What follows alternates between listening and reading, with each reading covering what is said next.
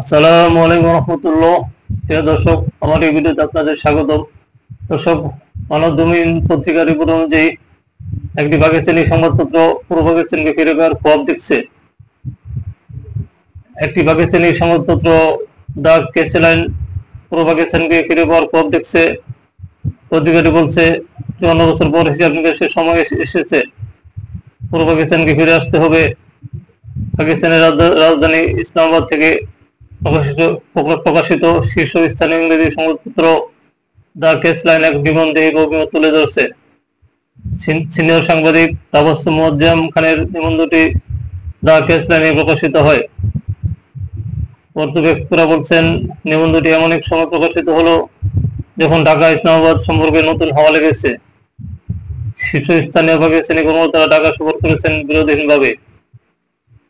নিবন্ধে তিনি লেখেন, 1971 সালে ভারতের প্রধানমন্ত্রী ইন্দিরা গান্ধী এবং তার চাণক্য দাসের উপদেষ্টারা মুক্তিবাহিনী নামে পরিচিত বিচ্ছিন্নতাবাদীদের সমর্থন করে পাকিস্তানের অভ্যন্তরীণ বিষয়ে নির্লজ্জভাবে হস্তক্ষেপ করেছিলেন। লক্ষ্য স্পষ্ট ছিল, পূর্ব পাকিস্তানকে মাতৃভূমি থেকে বিচ্ছিন্ন করা।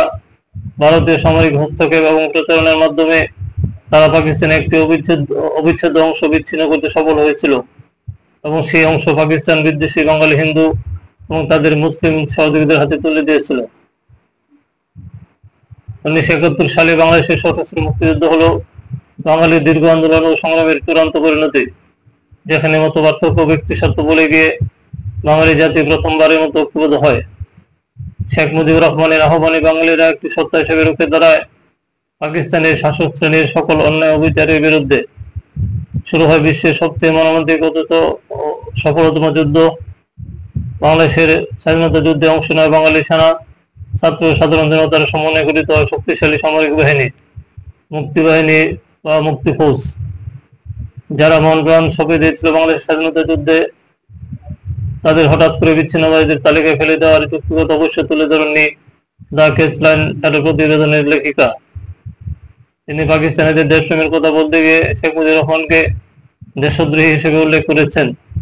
তিনি লিখেছেন, গত 54 বছর ধরে যখনই পাকিস্তান সেনাবাহিনীর উপর ভারত তাদের তথাকথিত বিজয় উদযাপন করেছে, তখনই দেশপ্রেমিক পাকিস্তানের প্রচন্ড যন্ত্রণা ও অপমান সহ্য করেছে।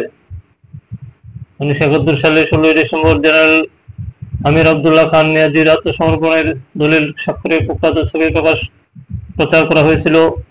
সেই দিনটিতে পূর্ব পাকিস্তানকে বাংলাদেশে রূপান্তরিত করা হয়, যা দেশদ্রোহী শেখ মুজিবুর রহমানের শাসনের অধীনে সম্পন্ন হয়, যিনি তার ভারতীয় প্রভুদের নির্দেশে মুসলিম এবং দেশপ্রেমিক পাকিস্তানিদের এক পাশে রেখে এই অঞ্চলটিকে হিন্দু আধিপত্যের দিকে ঠেলে দিয়েছিলেন।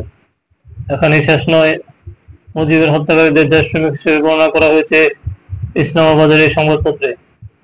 দর্শক, ভালো থাকবেন। আল্লাহ হাফেজ।